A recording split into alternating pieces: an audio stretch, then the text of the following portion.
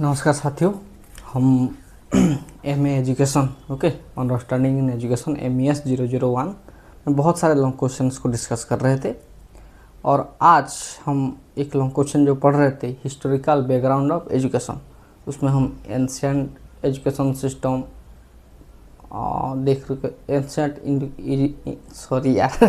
Ancient Indian education system, primitive education system, Indian education system, वैदिक period of education system, हम इन सारे चीज़ों के बारे में बात कर चुके हैं।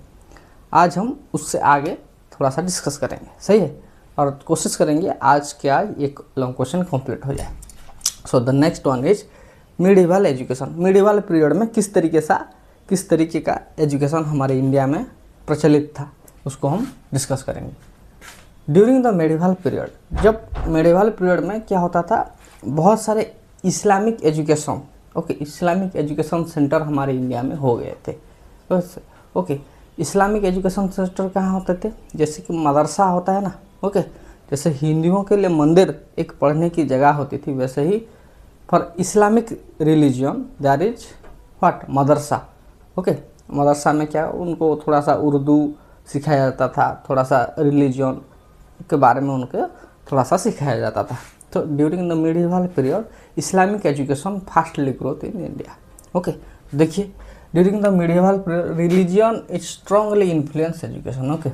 मिडिवल पीरियड में क्या होता था, हमारा रिलीजन, धर्म एजुकेशन में बहुत उसका इन्फ्लुएंस था।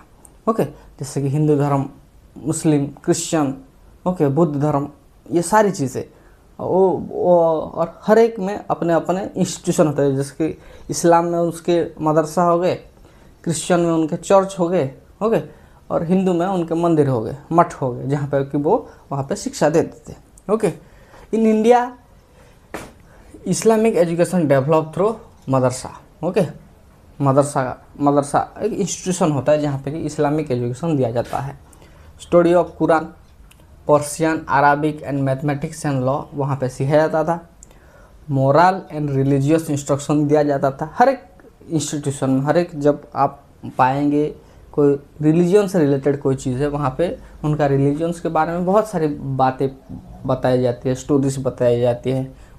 उनका रिलीजियस इंस्ट्रक्शन, उनका कल्चर उनको प्रोवाइड किया जाता है, उनको अंडरस्टैंड करवाया जाता है। Moral and religious instruction in Europe, church and monastery control education. और यूरोप में उस समय क्या होता था, church and monasteries control education. वहाँ पे चर्च और बुद्ध के जो मोनास्ट्री है, वहाँ पे एजुकेशन सिस्टम को वो कंट्रोल किया जाता था। Hope you understand. बहुत ही आसान है यार। मिडिवल पीरियड में क्या होता था, इस्लामिक एजुकेशन हमारे मदरसा में दिया जाता था, एंड यूरोप में क्या, चर्च और मोनास्ट्री सारे एजुकेशन सिस्टम को संभाल के रखे हुए थे। That's the point. Number 5, modern education in India during British rule. आपको पता है ब्रिटिश हमारे इंडिया छोड़ के गए थे 1947 में। वो आ गए थे 1800 में, सही है। सो ये जो 150 साल जो उन्होंने हमें पे ये क्या है, शासन किया है, एट दैट टाइम उन्होंने एजुकेशन के फील्ड में भी कुछ किया थे। जैसे कि British rule introduce western education in India. British rule क्या किया, वेस्टर्न एजुकेशन को इंडिया में उसने इंट्रोड्यूस किया। English importance development, Macaulay minute 1831। Macaulay minute ये हर एक आदमी का नाम है। Macaulay minute promote English education and western knowledge. इन्होंने क्या किया, इंग्लिश एजुकेशन और वेस्टर्न नॉलेज को प्रोमोट किया। Macaulay minute in 1831। Wood's despatch 1854 known as the Magna Carta of English Education in India। known as the Magna Carta of English Education in India। देखिए, मैं इन सब के बारे में डिटेल नहीं बता रहा हूँ, सिर्फ ऊपर में एक एक पॉइंट बता रहा हूँ। जब हमको एक क्वेश्चन पढ़ना होगा कि modern education in India during British rule में हर एक जो इस टाइम पीरियड के साथ क्या क्या पढ़ाया था, सारी डिटेल में बात करेंगे। लेकिन अब सिर्फ आपको एक एक लाइन देखते चले जाना है। क्योंकि हमारा क्वेश्चन सिर्फ ब्रिटिश रूल का नहीं, हमारा all around the background of education देखना है, इसीलिए इस बात को ध्यान में रखिएगा। Wood's dispatch 1854 known as the Magna Carta of English education in India. Okay, ये इंपॉर्टेंट क्वेश्चन भी आता है, किसको Magna Carta of English education in India कहा जाता है, that is Wood's dispatch. Feature क्या है, establishment of university, teacher training institution, expansion of mass education, and at last Hunter Commission in 1882 focus on primary education. आप 3 लिखिए और ज़्यादा नहीं लिखेंगे, हमारा लॉन्ग क्वेश्चन नहीं तो बहुत ज़्यादा बड़ा हो जाएगा, इसीलिए ओके इसको लिखो, फिर हम आगे देखते हैं।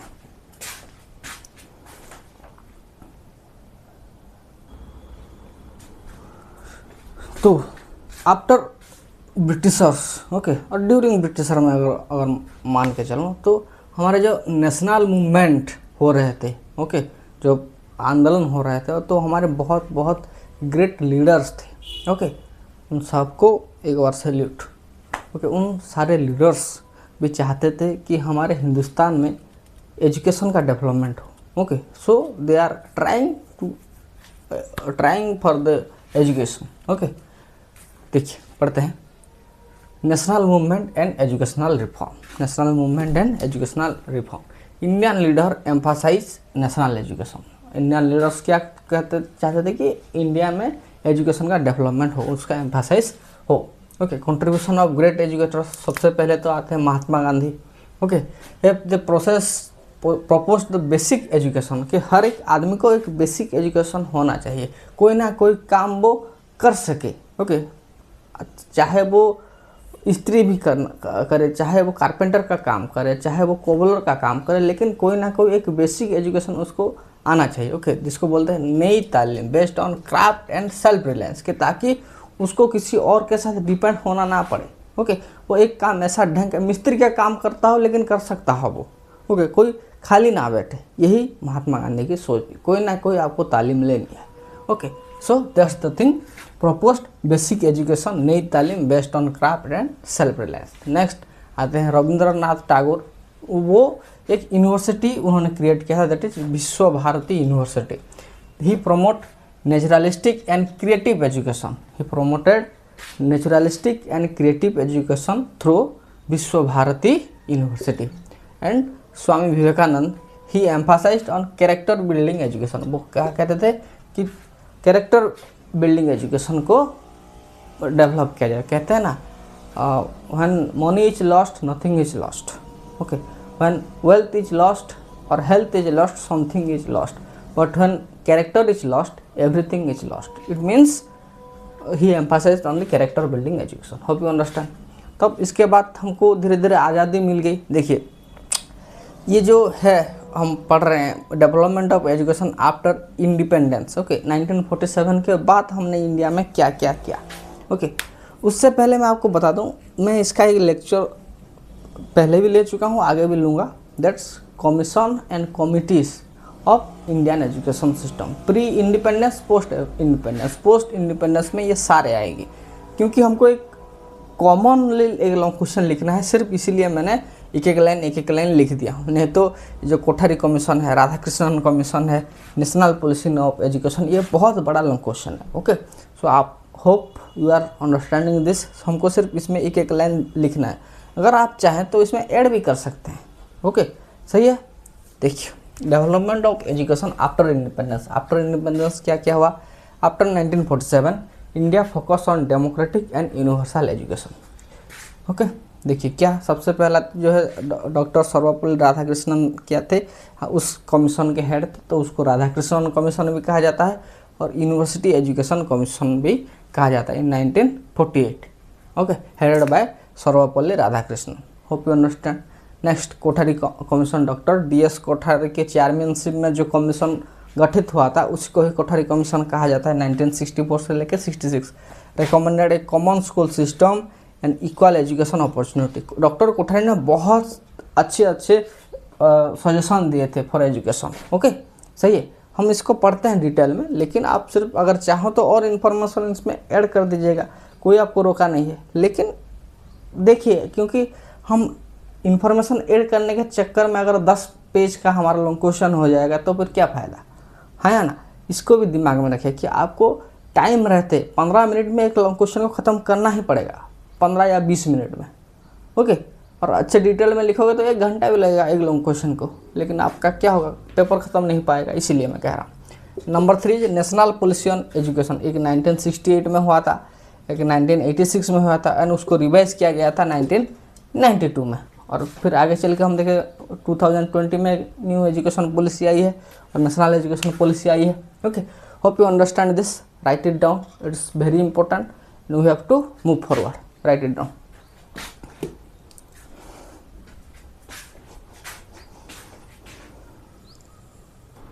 Next the national education policy 2020। Okay, देखिए मैंने सिर्फ एक लाइन लिखा है, ये 20 पेज का एक डॉक्यूमेंट है।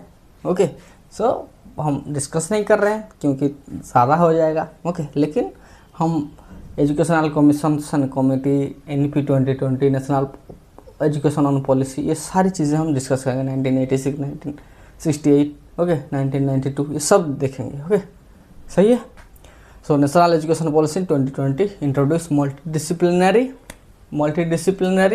and skill based education reform। Okay, बहुत सारे डिसिप्लिनरी हो गए हैं, शायद आप लोगों ने पढ़ भी लिया होंगे उसको। Okay, so that's the final conclusion of historical development of education. क्या है, क्यों है, देखिए मैंने हमेशा से कहा है कि आपका कंक्लूजन जो होना चाहिए वो आपके जो क्वेश्चन का जिस्ट होना चाहिए।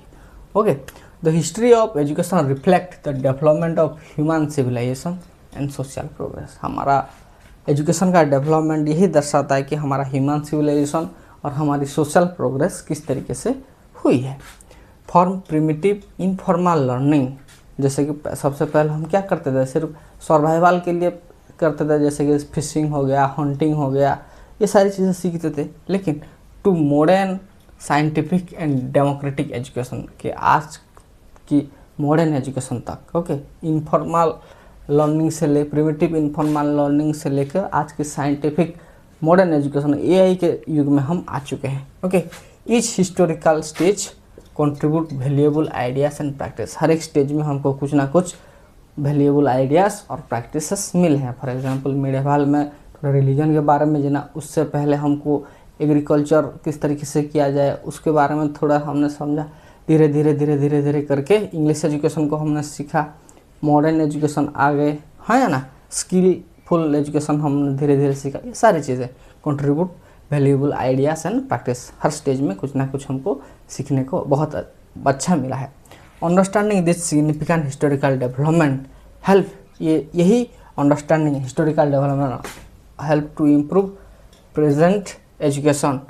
ओके, और आज का जो एजुकेशन सिस्टम है उसको भी हम आगे किस तरीके से इम्प्रूव करें वही हमको दर्शाता है। And build a better future for society. Okay, और ताकि हम एक बहुत ही अच्छा सुनहरा हमारे सोसाइटी को बना सकें। Hope you understand this question. This long question is over and we are discussing another long question in another video. Write it down.